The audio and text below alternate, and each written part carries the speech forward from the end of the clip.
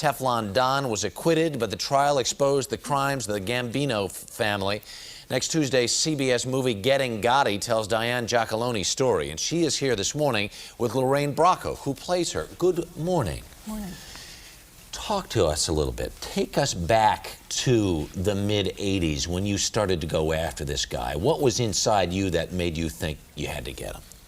Well, when we started, we weren't actually going after Gotti. We were actually prosecuting a series of hijacking cases and armored car robberies. But over time, we found that he and his crew were controlling an awful lot of crime in New York City, all over New York City. And we decided to take it apart. We decided to take the entire crew apart, not just from the top, but all the way through the ranks. All right, I want to take a look at a clip, and which is the other real irony in this, because you grew up in the same neighborhood.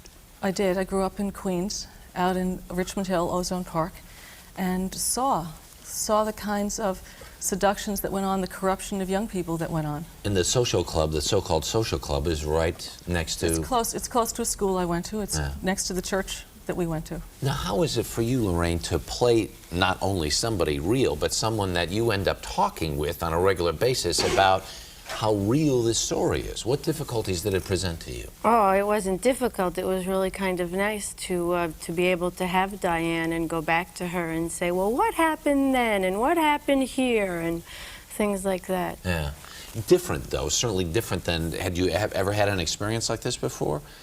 Well, no, because, you know, I made another kind of, I guess, what we would call mob movie, Goodfellas. Right. And, it was the other side of the coin, and I, you know, couldn't really find anybody to talk to about what it would be to be a mafia's, you know, wife. Yeah. So Diane was a nice breath of fresh air for that for me.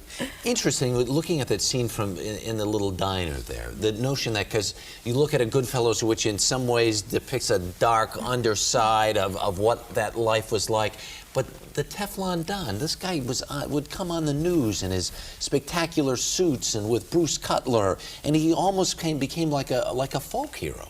He became a folk hero, but he was a folk hero who never spoke. If you look through the clips, you never heard him speak, and one of the reasons is that there's so much violence in his voice. It's very hard to disguise voices, and the violence of his life is epitomized in the violence of his voice, and that's what was disguised. The media didn't catch that. Is there anything, when you're making a movie like this, is there any part of you that feels like you're on even like a little bit of a mini crusade to tell the right side of the story, to help get out the truth? Of course, Yeah. of course.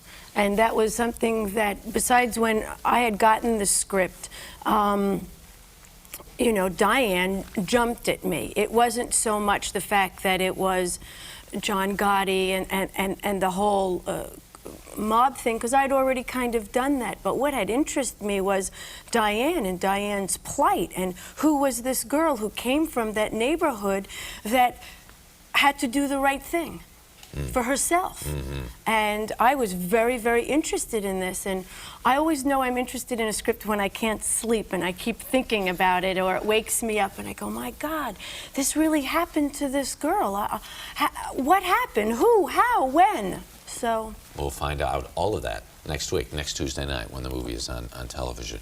Congratulations to you both. Thanks for coming in this morning. Really appreciate it. Thanks, Diane. Thanks, Lorraine. Good job. 5 before the hour.